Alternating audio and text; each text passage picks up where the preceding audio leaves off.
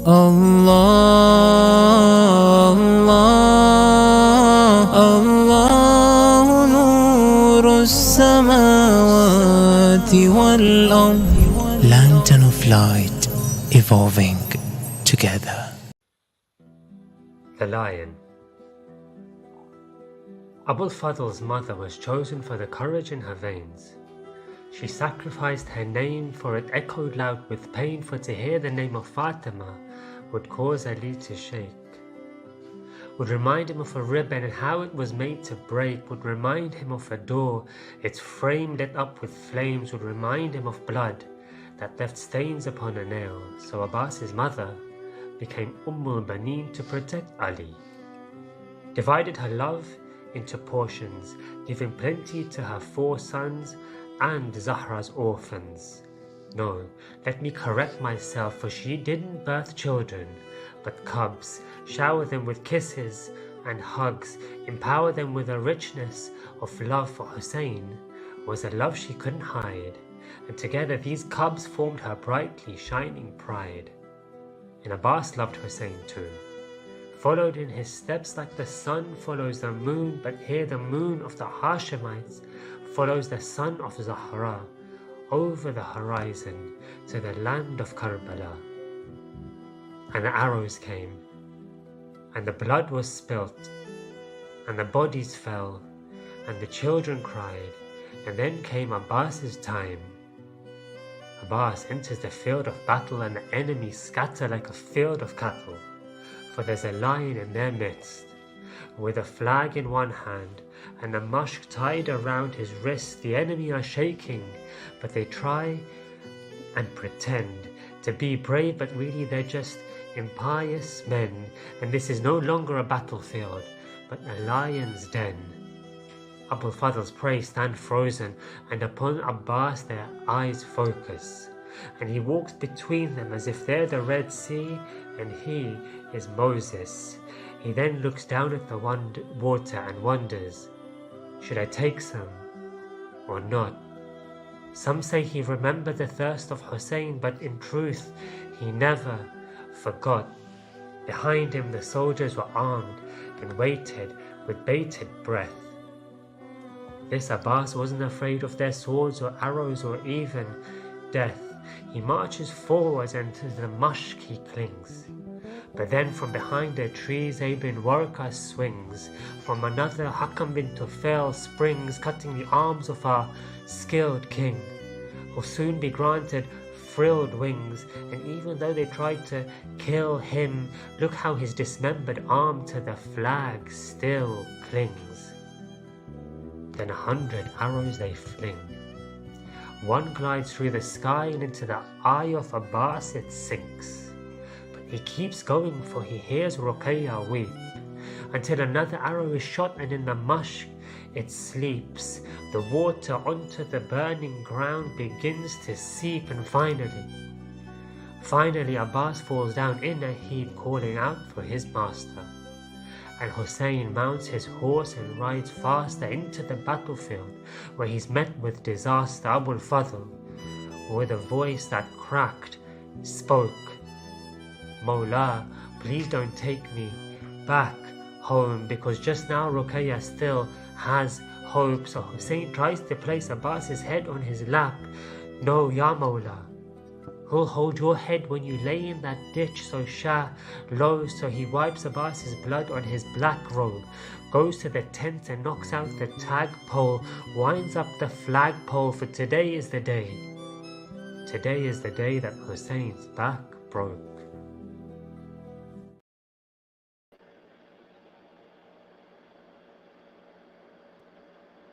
أعوذ بالله من الشيطان الرجيم بسم الله الرحمن الرحيم رب اشرح لي صدري ويسر لي أمري واحلل عقدة من لساني يفقه قولي آمنا بالله صدق الله العلي العظيم. Assalamu alaikum wa rahmatullahi wa barakatuh to our dear brothers and sisters from all over the globe, and welcome on the Lantern of Light with me, your host Sakeena Habib, for this evening. Lantern of Light extends its deepest condolences on the martyrdom of the Master of Martyrs, Aba Abdillah Hussain alayhi salam. Thank you all for joining us in this divinely Husseini banquet. May Allah subhanahu wa ta'ala bless you all infinitely. Before we begin today's program, I would like to encourage all our viewers and remind everyone to subscribe to our Lantern of Light YouTube channel and share these videos and episodes as much as possible.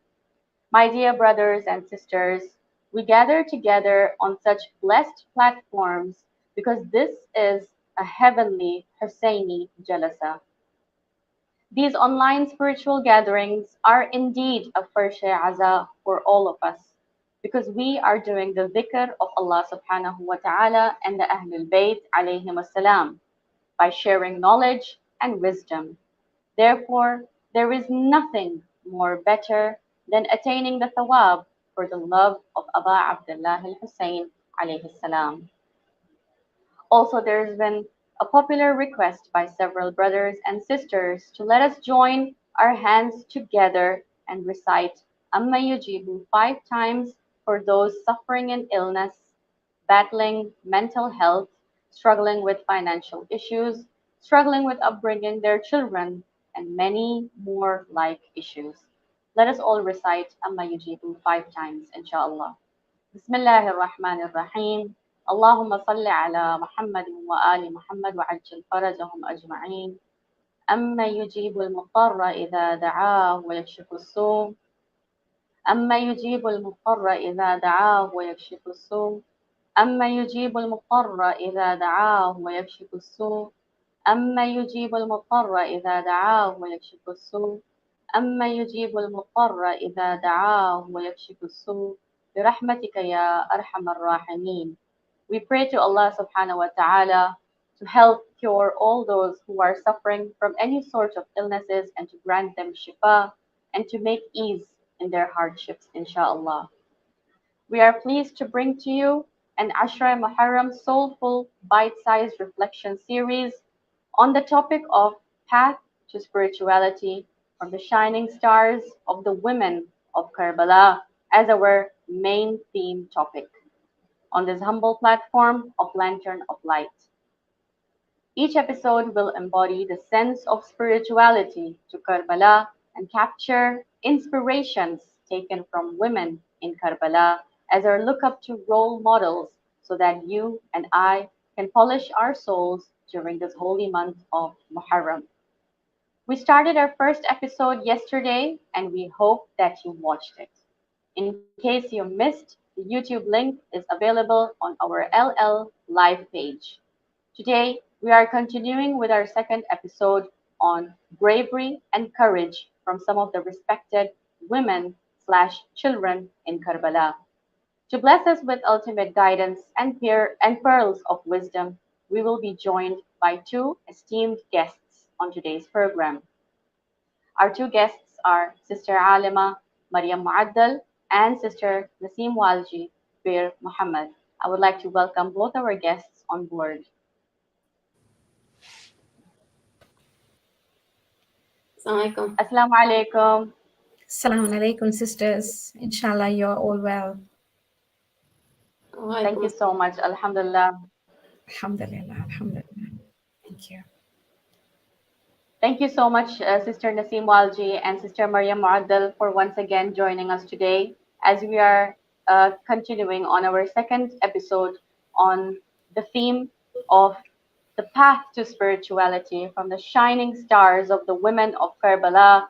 It would be great to look into some of the key role that Janabe al-Banin alayhi salam played in Karbala, as well as Janabe Sayyida Sakina salamullahi alayha, as well as we will be connecting it to Sayyida Zainab salamullahi alayha, who of course was the one who played a pivotal role overall amongst the women in Karbala.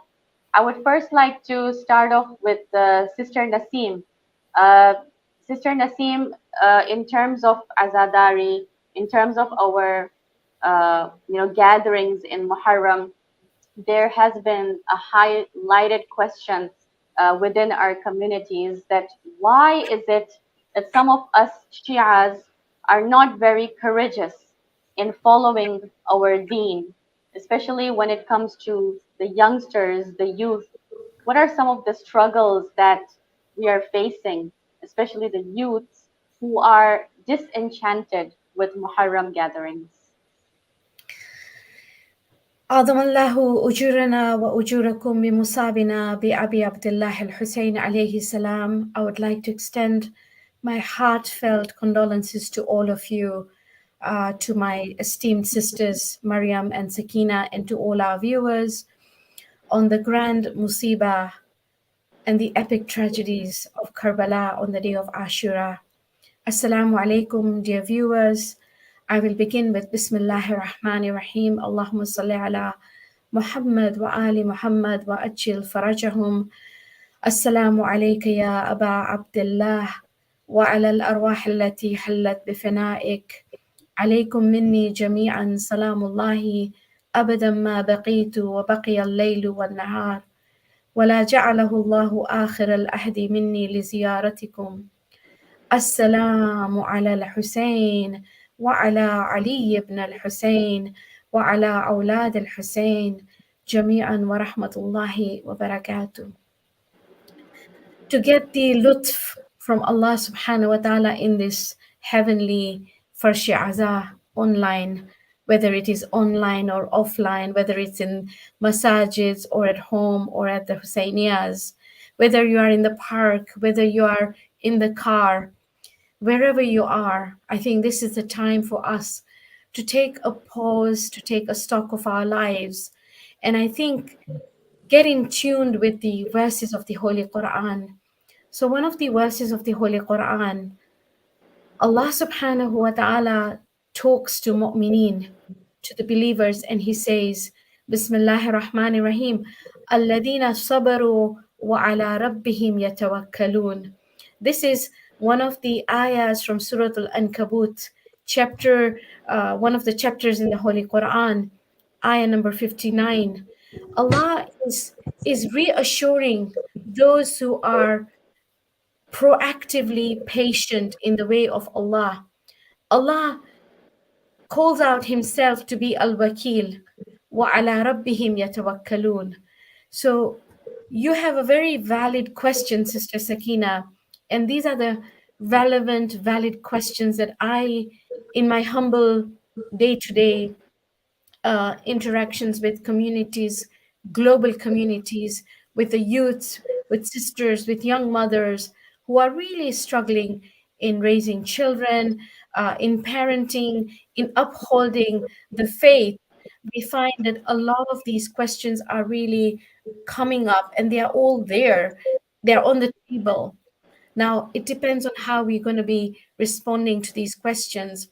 Are we going to shoo these questions away, or are we going to really respond to these questions and see how best we can serve our humanity, our followers of Ahlul Bayt? Now, the question that you have posed is, why do young people feel disenchanted with the whole episode of Karbala and struggling with faith? Now, for this, I feel that there are many responses at different levels, and it's very, very important for us to really understand our religion from the very foundation. And I think this is something that I posed a question yesterday, that as the lovers of Ahlul Bayt, we need to ask this question: what is our purpose in life? Where am I heading to? And this is one of the questions that Amirul Mu'mineen alayhi salam used to ask this question time and again. Where is my existence from? Where have I come from? Where am I right now in my journeys? And where am I heading to?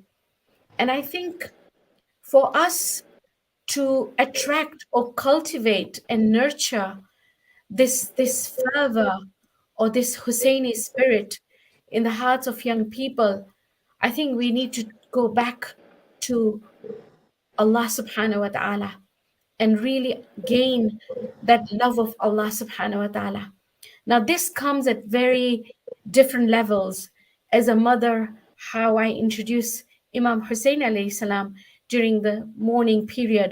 How am I going to be showing this message? How am I going to be manifesting in my actions, in my akhlaq, in my demeanor? How am I going to be representing Sayyidah Zainab Salamullahi alayha in the 21st century? Sayyidah Zainab Salamullahi alayha is one of the paragons of Quran. She's the paragon role model, exemplary, exemplified, her wilaya to Allah subhanahu wa ta'ala.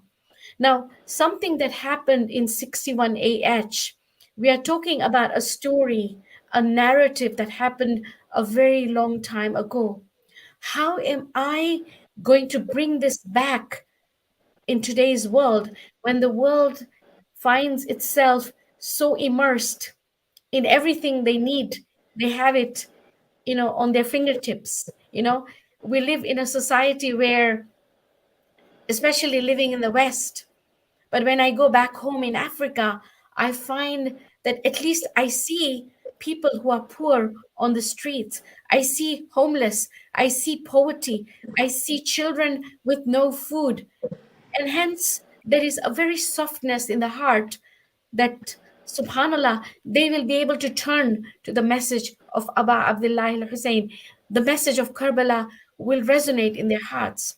But how am I going to bring this message in a Western world, where we find that our children have access to everything, mashallah, we have everything. We go to good schools, alhamdulillah, we go to madrasas, alhamdulillah, there is nobody is going to tell us off when we go to mosque. We can cry for Aba Abdullah, we can mourn, but there is so much more to this epic story of Karbala. And yesterday I pointed something really important, that there has to be purity in our intentions. There has to be, subhanallah, there has to be upholding truth, upholding justice. And our children are seeing what is happening right now in Rohingya, in Myanmar, in Yemen. Children are dying, right? And there is a question, a niggling question in their hearts. These young people, their fitra is very pure. It's how we nurture it to the next level and bring them back to the message of Zainab, bringing them back to the message of Hussein alayhi salam. Because this is exactly what Imam Husayn alayhi salam gave his life for. So I feel that, because I feel that, and this is out of my humble, sincere heart, I want to share this, that we need to understand that Sayyidah Zainab Salamullahi alayha was a real human being. She had this human emotions in her, okay? And I feel that our young people really need to connect to this Zainab, who went through moments, low moments. She went through that panic when she saw thousands and thousands of army men from the Yazid's troop coming towards Karbala, 3rd of Muharram, 4th of Muharram, and you find 30,000 and more on the day of Ashura. And on this side, you see just a handful of 100 or 120, according to some narrations. Now, going back to your question is, we need to have patience and restore that proactive patience as mothers, as women who are nurturing our family members, and really embodying the Husseini values, cultivating those Husseini Zainabi values, the way we speak at home, our honesty, our loyalty to faith, our loyalty to the Ahlul Bayt alayhi salam, our loyalty to Quran. We have to uphold the Quran. Our youth need to see that mothers are reading Quran at home and they are spending time reflecting on the Quran. Our youths need to see that we are engaged in submission and servitude to Allah subhanahu wa ta'ala. And this requires that confidence and self-esteem within ourselves intrinsically. And hence the ayah that I used earlier as a reference point for us to understand that this is not a small task that we are carrying as lovers of Ahlul Bayt. We have a huge responsibility. We have a huge responsibility that we are carrying because we are now preparing for our awaited Savior. And how are we going to portray Islam? How are we going to give this beautiful message of Allah subhanahu wa ta'ala to the youth? And for here, we need two things. Number one, we need to be endowed with the true knowledge of Allah subhanahu wa ta'ala and acquire knowledge, ilm. Just like the way Sayyidah Zainab, salamullahi alayha, did. She had a seminary, she had an academic setup in Medina. She used to teach the women of Medina. She used to be doing the tafsir of Quran. She was narrating ahadith because she, at the age of 6, she saw her mother, Fatima Zahra salamullahi alayha, giving this steering, thunderbolting, sermon of Fadak. She saw her mother giving a public speech when her rights were usurped. This is Zainab, who epitomizes her mother, her eloquence from Amir al-Mu'mineen alayhi salam, her compassion from her grandmother, Lady Khadija salamullahi alayha. So you find that a woman needs to speak out, but the community needs to give opportunity for us to speak and speak up for the truth. And I think this is where maybe we can continue these discussions, because I think I've taken a lot of time, and I feel that I would like to hear from Sister Maryam and yourself, inshallah, to continue.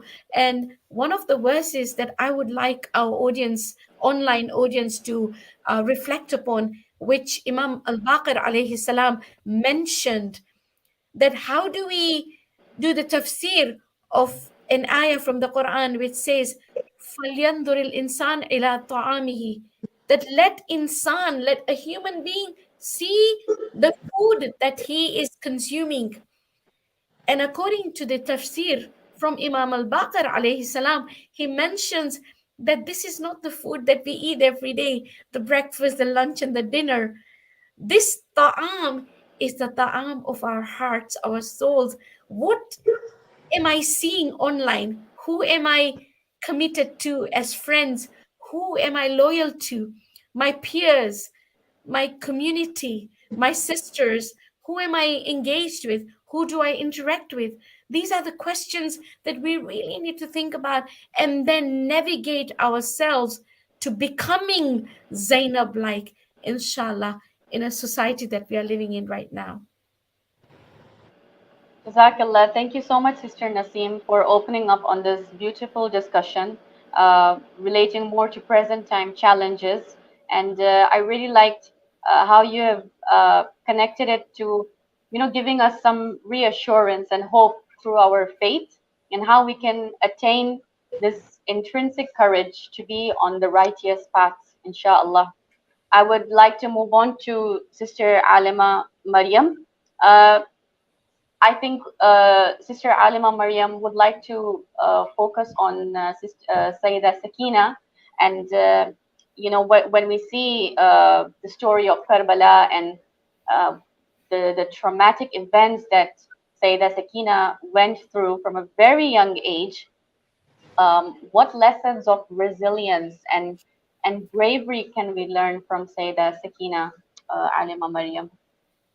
بسم الله الرحمن الرحيم رب اشرح لي صدري ويسر لي أمري واحلل عقدة من لساني يفقهوا قولي.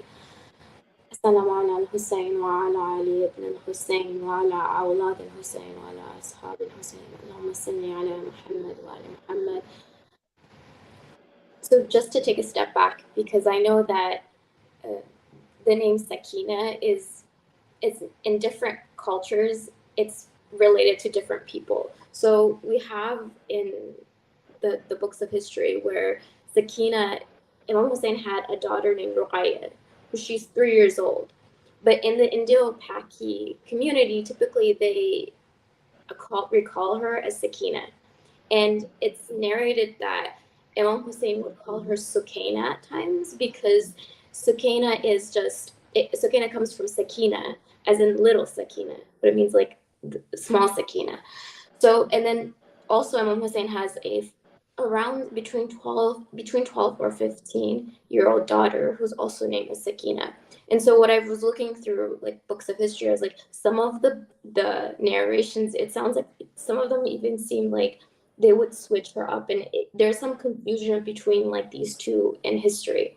But it does seem that these two existed when you look at the books of history. Now, what I found interesting of these two individuals is that both of them have a huge role that they play in the story of Karbala and afterward, where both of them are able to, as I said yesterday, like be a reflection of Imam Husayn the same way Lady Zainab was a reflection. Both of them are able to really bring and reflect the story of Karbala outside of Karbala. And what I find very, very interesting is that when you look at a 3-year-old, typically we don't expect much from them. We don't expect them to be able to do much. But Imam Husayn is really showing us the potential that a 3-year-old can have, in the sense of that the role that they can partake. And I say this because sometimes in the communities, when we have little kids playing in the masjids or in the centers, Islamic centers, sometimes elders will yell at them for playing or being loud. And I think we need to be careful, because if you look at the way that Imam Husayn would treat Sakina, Bibi Ruqayya, and Sakina, the older Sakina, we see that that wasn't the way he treated his daughters at all. And he didn't ignore them. It's narrated where Sakina Bibi Ruqayya would sleep on the chest of Imam Husayn every single night. Like, this is the attention that Imam Husayn had to Sakina. And that is why, like, when we see that she's in Sham, that's when, and she wakes up from that dream and she cries out for her father, that it's that that affection that Imam Husayn had for Sakina that shows later on. And it was because of the prayer that Imam Husayn had, and that closeness that he had cultivated. And it just shows that, like, this idea of pushing women away or pushing, like, even little children away is a big mistake. Like, they are our future of our communities, and yelling at them at the masjid might cause, like, eternal damage where they might not show up at the masjid again. Unfortunately, this happens, like, in our centers, and I understand that, like, the program needs to happen and we want everyone to benefit, but at the same time we need to create a safe space for those children to also be there in all of our programs, in all of our communities, that we don't just push them aside and say they're not important, because they are.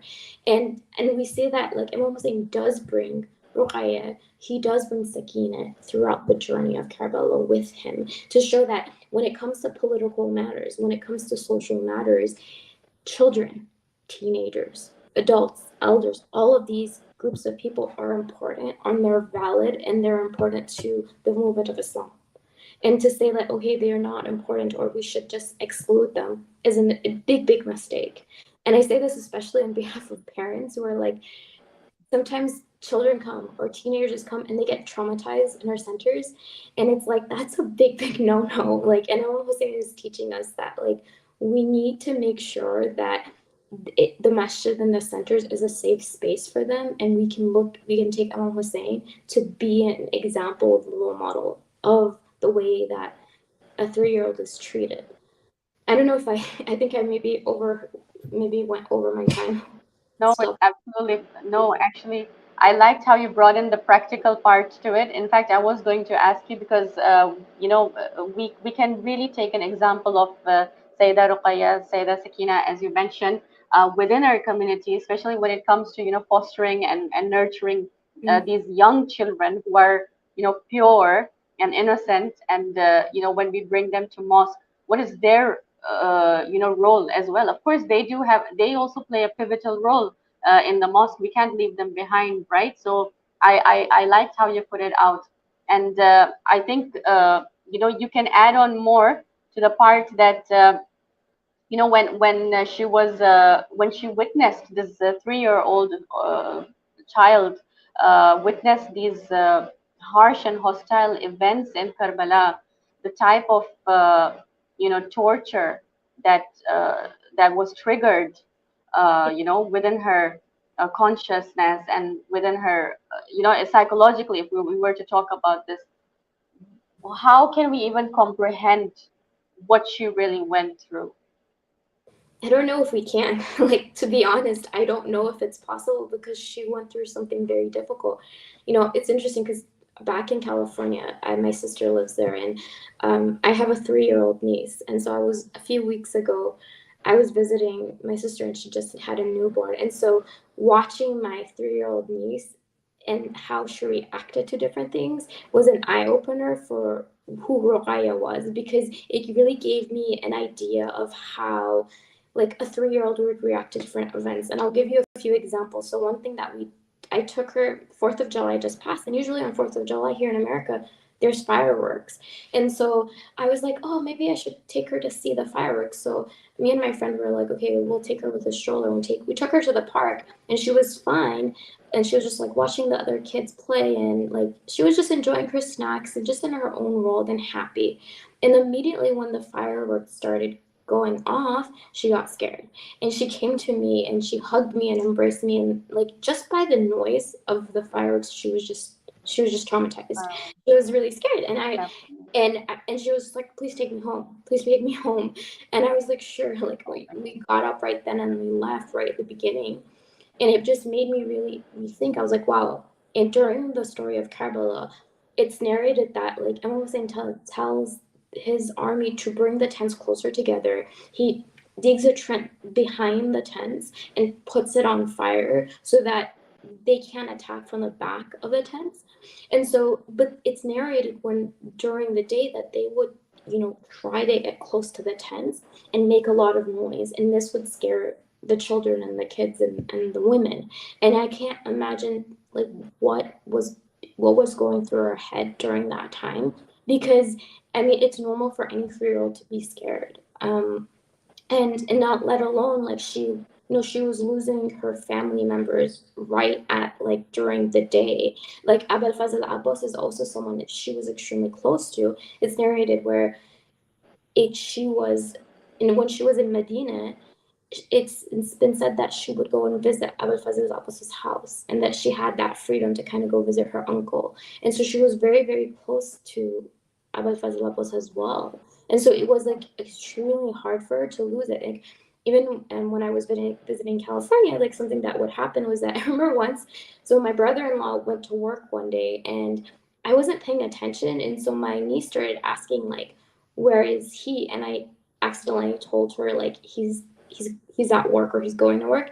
And she got really upset and angry, and like how the 3-year-olds, like they'll throw a tantrum when like they find out like a parent is leaving. Yes. She threw one, and I was like, oh my Back. god. And then like when I thought of Bibi Ruqayya, and I was like, wow, that must have been really hard for her to like, how did she go through it and have it like not lose it? But then at the same time, like we see it in Sham, that's when she really shows her emotions and shows it. But it's time for her to show those emotions. Like it is time for her to reveal that how much she was hurt by it. But it was to conquer the castle of Yazid, to basically overthrow him.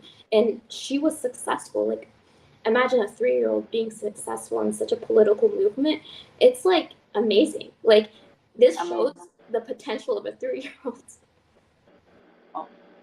I feel that because 3-year-olds and they are at such an age that they can absorb everything around them very easily. Like what I've noticed even at home, as parents, as grandparents, when you discipline them, when you teach them even something really small, they really take it into consideration and they remember it. Like you will be surprised the next time if you repeat that thing again, they'll be the ones to come forward and remind you, like, this is how it's done. Mm-hmm. So when I look into the life of Sayyidah Sakina as well, I feel and I see that she takes a lot of lessons from her aunt, Sayyidah Zainab, in terms of bravery, in terms of discipline. wherever Sayyidah Zainab went, however Sayyidah Zainab reacted to the situation around her, Sayyidah Sakeena, follows her exactly in the footsteps of her aunt. Also, when we see that, when Imam Husayn alayhi salam and Hazrat Abu Fadl Abbas alayhi salam were going to look for water for Janabi Ali Asghar, her youngest brother, she would always, think about Ali Asghar instead of herself, as if she would always ask her father that, did my brother first get water? Did you give him water? Did he get it? These were her last words as well, that, did Ali Asghar get water? So she never, uh, asked for herself, as in she never asked for anything for herself first, because why? She was already taught by her uncle, by her aunt, that this is how the system works. We have to be selfless. And, this is what inspired me as well from her life. And I think, moving on to the life of Abu Fadl Abbas and his mother, al-Banin. Of course, when we talk about Abu Fadl Abbas, all the credit goes to the tarbiyah that al-Banin gave Abu Fadl Abbas. So we would like to hear from Sister Nasim Walji on some of her fadail, and how can we learn courage and bravery basically from al-Banin.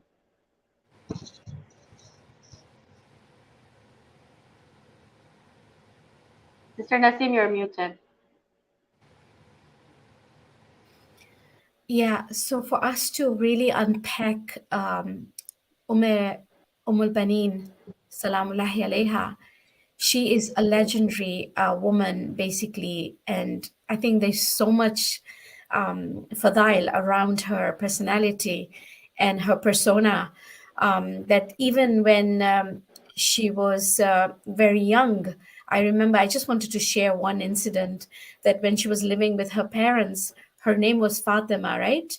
And when she was young, she saw this beautiful dream, and in her dream she sees a beautiful star. According to some narrations, it's talking about a star, and some other narrations, historians mention that a beautiful moon that came to her lap in the dream, and she saw 4 stars coming down to her, literally to her.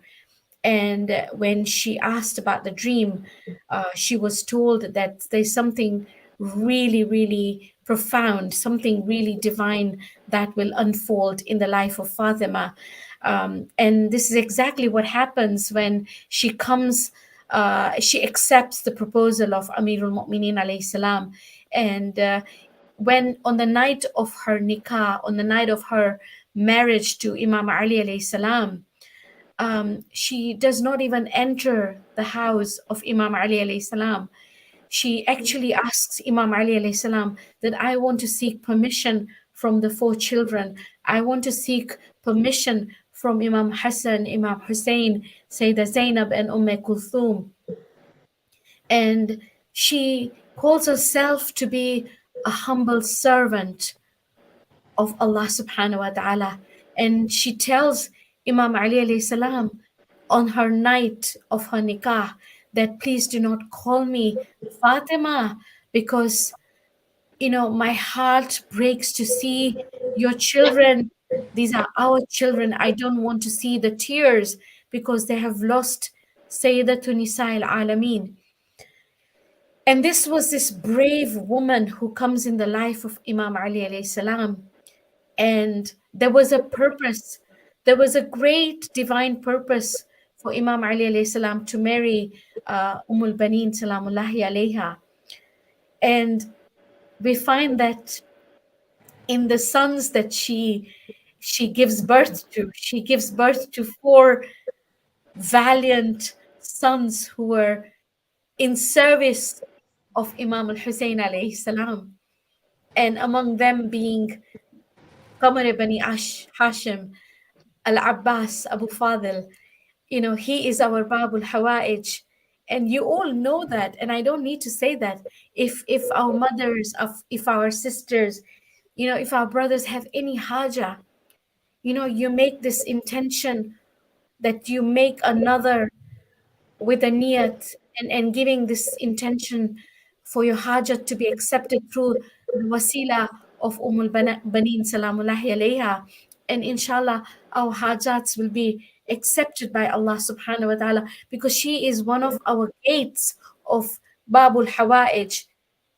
She is the one who raises her children and constantly reminding her sons that your purpose in this world is to save and protect the wilaya of Imam al-Husayn alayhi salam.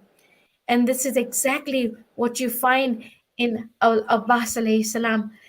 I mean, when al-Abbas was young, he was at the Battle of Siffin. Even the enemies saw Abul Fadl Abbas, how he is attacking and destroying the enemies. And you find this man who is who Abbas, the name Abbas means, that he's like this lion, in the battlefront. Someone who frowns, the enemies they get this panic, they fear. This is this Abbas who on the day of Ashura, who is constantly asking, who is next to Imam Hussein alayhi salam. He is the servant of Aba Abdillah. He is there. He is the right hand. He is this backbone. He is there for Sakina, for the children, for Lady Zainab, for Rabab, for Layla, for all these women. He is the standard bearer. He is the protector. But you find that Al-Abbas alayhi salam, his hilm and his sabr, that he's not allowed to go to the battlefield.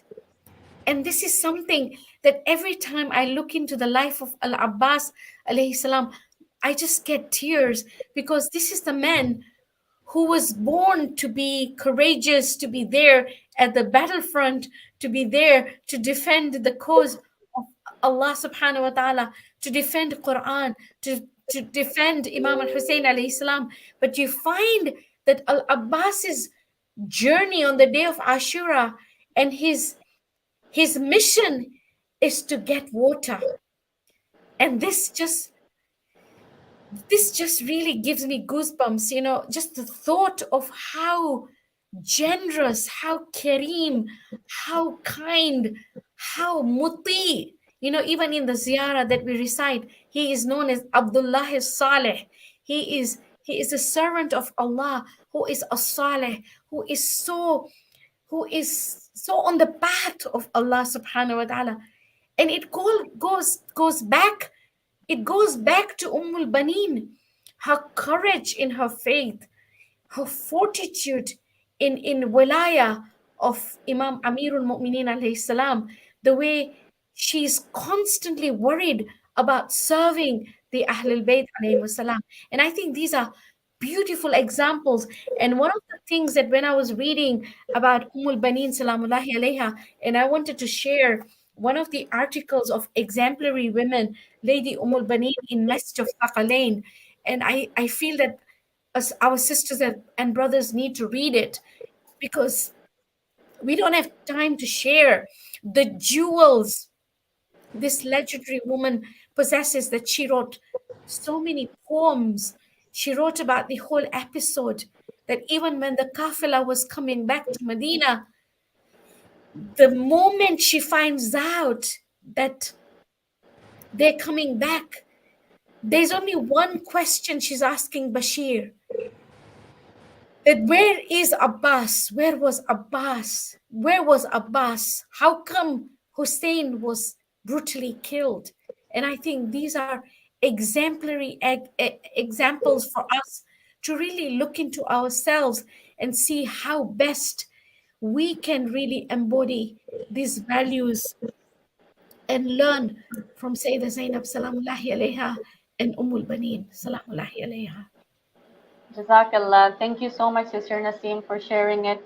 And I want to now connect Abul Fadl al-Abbas to another exemplary role model in Karbala, the woman who oftentimes we don't talk about much in narrations as well. She's not very much mentioned, but she holds a very high value. And I say so because when we say that Bibi Zainab was Imam Husayn's reflection, Kulthum was Bibi Zainab's reflection. And I say this again because if Zainab is the flower, then Kulthum is the fragrance of that flower. If Zainab is light, then Kulthum is the shadow of that light. And each time we see in Karbala, when Bibi Zainab used to get beaten up by the tyrants, Bibi Kulthum was the one who used to come forth and protect her sister, and she was the one, who used to get all the beatings instead, in the protection of her sister. And also, if we read the narrations, we will see that Bibi Kulthum is also known as the Taswira of Fatima, meaning that she used to resemble Sayyidah Fatima, her mother, salamullahi alayha, so much as well. So about Bibi Kulthum, just like how we do the nazar of Bibi al-Banin for seeking our hajat, if we look up into some of the very famous narrations, there is something that is very beautiful about this lady as well, that because she didn't have any children, she didn't have any progeny, and the time when all the mothers in Karbala were presenting their sons to be sacrificed for Aba Abdillah Hussain, and this lady thought to herself that I have nothing to present to Sayyidah Fatima Zahra on the day of judgment for her son Aba Abdillah Hussain, and what will I say? And she was crying and weeping in the tents on the Shabi Ashura night. And Janabi Abul Fadl Abbas alayhi salam heard her weeping cries and went to her and asked her that, Kulthum, why are you crying? And she says that everybody tomorrow, all the mothers are preparing their sons or their brothers or whoever to go and present their sacrifice on the plains of Karbala for Aba Abdullah Hussain, but I do not have anything to sacrifice, to present as a sacrifice, because I do not have children. Allah subhanahu wa ta'ala did not bless me with any, child. And she was a type of a woman who never even cried on this. I mean, there are some women, of course, within our communities today who cry for this because they want the awlad in their lives, they want children, right? But Bibi Kulthum never complained about this to Allah subhanahu wa ta'ala. She was so happy. She was satisfied and content. In Urdu, we say that she was razi, in the razamandi of Allah subhanahu wa ta'ala, that, because this was Allah's decision for her, so she was happy. So, when Abul Fadl al-Abbas heard this, he came to her and he whispered in her ears that today, in the form of a brother, consider me as your son and I will be your sacrifice on the plains of Karbala. Subhanallah. And that is the azmat that we see for Janabe Kulthum, that Abul Fadl Abbas alayhi salam gave her that status and that position of being a sacrifice for her on the plains of Karbala. So this is something that I wanted to share with all of our sisters out there. And also, Bibi Kulthum is considered to be one of the doors for seeking hajat, not only for women who wish to have awlad, to have children, any other hajat. If anybody is struggling with, their, illness, or with their risk or rosy, or whatever problems there are in anybody's life, even if you want to seek a spouse, you do the nazar of Janabe Bibi Kulthum, and you can do it in the simplest of manners and just recite a salawat and give her a hadiah. And inshallah, you will see that your hajat will be fulfilled in a very short time, in the shortest of time, inshallah. So this was something that I wanted to share. And we are coming towards the end of our program. We would like to end our program. We would like to take some final words from Sister Alimah Maryam, as well as Sister Nasim Walji. So please, Sister Alimah, you can first start, and Sister Nasim will do the conclusion, inshallah. The last thing I want to talk about is a little bit about Bibi Sakina, the older Sakina, essentially. And I found it very interesting because, in teenagers in today's age, a lot of times parents, when they're dealing with their teenagers, they're like annoyed by them. But the way that Imam Husayn dealt with her was not that way. He had this sense of honor and izzah and dignity toward her. And because of that, she reflected that really well. Like when Imam Husayn's leaving to say, and he's saying goodbye, it's interesting. He's like calls out to Zainab, he calls out to Fatima, he calls out to Kulthum, and then he calls out to Sakina, and he's alaykum minni salam, like may my salams be with you. And isn't that the same? Is that the honor that he is giving to her his sister, and almost gives to his teenage daughter, essentially. So I think that's something to really take from it, where especially that age group of teenagers, they truly need that type of honor and sense of dignity. Sometimes I see with parents, because of the parent card that they have, sometimes what happens is that they use that. They say, okay, we have these rights over you, so you have to obey me, or you have to say yes to whatever I say. But when the conversation arises between him and Bibi Sakina, and even the smaller Bibi Sakina, he allows them to talk and say what they think. He gives them space for them to narrate their opinions and their concerns, and validates their feelings. And I think that's so important for us to learn that, because especially teenagers, they're at the stage in their life where they're experiencing new things in their life, and they're experiencing emotions, and a lot of times they don't know how to handle those emotions. So as an adult, as a parent, they really need the parent to validate those emotions and make them feel heard and respected. So that's something we can take from Bibi Sakina as well. Thank you so much, Sister Alimah Maryam, for sharing that. I hope that we can definitely take some good lessons from that. And thank you for sharing this part about Bibi Sakina being one of the elder daughters of Imam Husayn, because it's true that oftentimes, even I didn't know about this much. We have different narrations, as you said, when it comes to the Arabi history, tarikh, and Indo-Pak, it may differ. So yeah, thank you for enlightening us on that as well. Sister Nasim, Walji, please, if you would like to add something else from your side, and then we can wrap up today's program.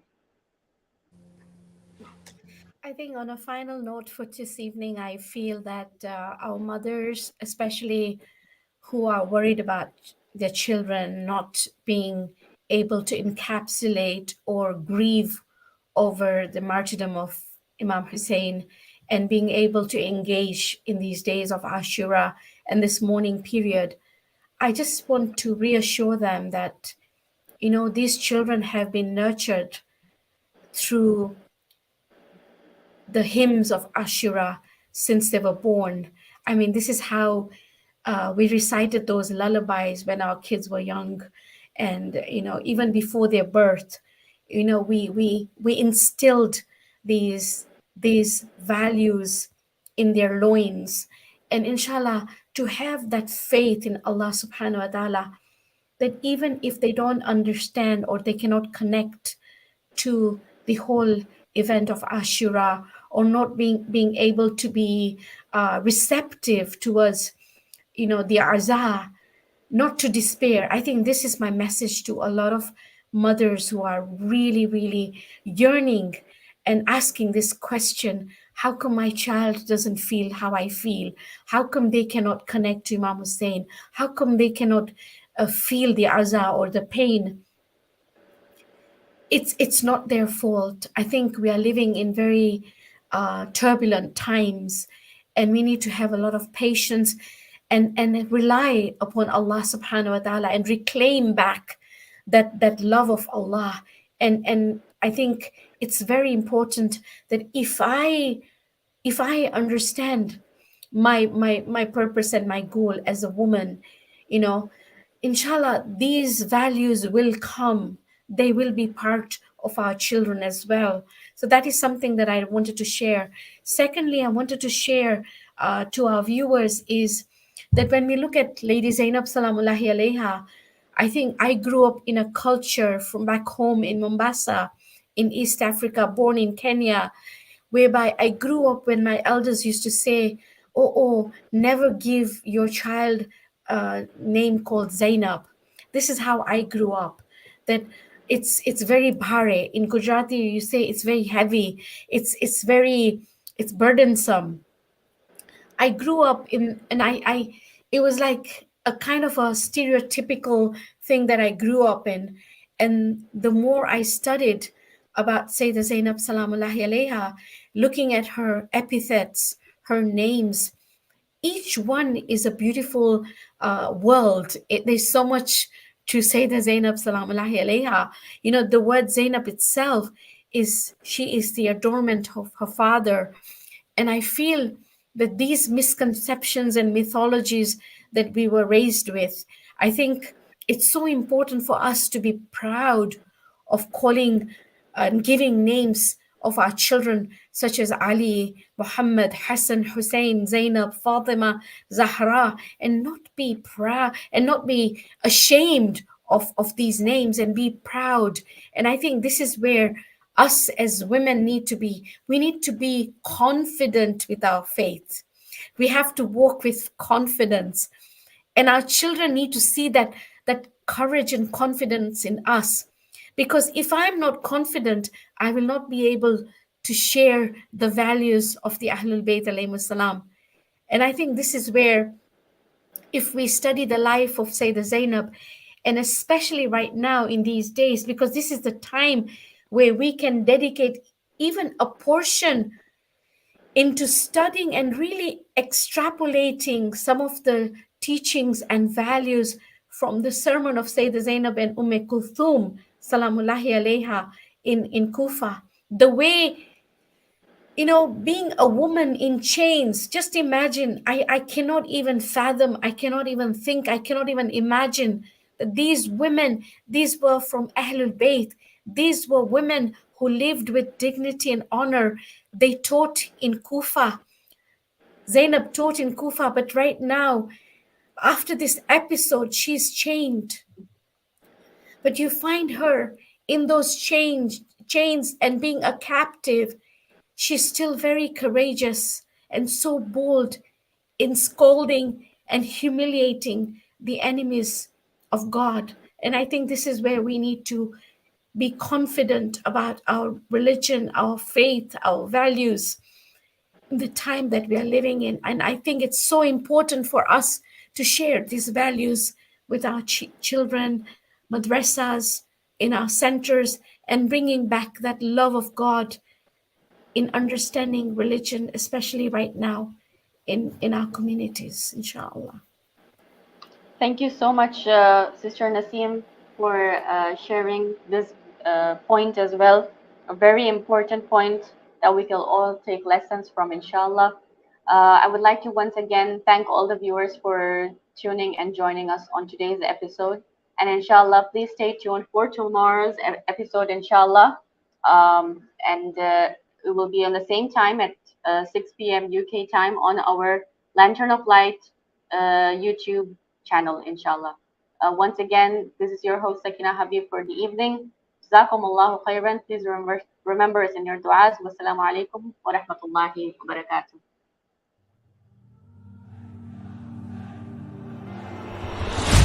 السلام عليك يا أبا عبد الله. السلام عليك يا حسين. يا أبا عبد الله يا حسين. يا أبا عبد الله يا حسين. يا أبا عبد الله يا حسين. I saw angels falling for you, and their wings laid before you, where they walk to your final rest, Ya Hussein. In the city that is yours now, where they whisper and they call out, so they mourn until they find life, Ya Hussein. Ya Hussein, I remain here without walking, Ya Hussein, in the footsteps of the orphans, Ya Hussein, and my soul is in darkness, Ya Hussein, oh Ya Hussein. Ya Husayn, Ya Husayn. Ya Aba Abdillah, Ya Husayn. Ya Aba Abdillah, Ya Husayn. Ya Aba Abdillah, Ya Husayn. پسرے Haider کرار تو میرا سید و سردار اور میں ہوں تیرا بندہ یا حسین. میں نے اس زیست میں مولا اور کچھ بھی نہیں چاہا، عشق جو مل گیا تیرا یا حسین. یا حسین میرے دل میں ہے یہ حسرت یا حسین، کر لوں میں تیری زیارت یا حسین. کاش ارماں ہو یہ پورا یا حسین. یا حسین. Ya Aba Abdillah, Ya Husayn. Ya Aba Abdillah, Ya Husayn. Ya Aba Abdillah, Ya Husayn. If I fly there as I'm dreaming, oh I know him when I see him, oh I've been blinded by my sins, Ya Husayn. In my deep soul is Yazid here. If he leads me, will you be there to give me back this freedom, Ya Husayn? Ya Husayn, did you call me? Am I deaf now, Ya Husayn? Have we lost you? Are we dead now, Ya Husayn? Has my spirit been dissolved, Ya Husayn, oh Ya Husayn, Ya Husayn. Aba Abdillah, Ya Husayn. Ya Aba Abdillah, Ya Husayn. Ya Aba Abdillah, Ya Husayn. دو جہاں میں وہ تیرا در سب چلے آئے جہاں پر کرنے دیدار خدا کا یا حسین. ہجر میں تیرے قضا ہے، شہر میں تیرے بقا ہے، پاس اب جلد بلانا یا حسین. ساتھ پاؤں نہ دے میرا، سر کے بل چلتا رہوں گا، لطف یوں ہوگا تو بالا یا حسین.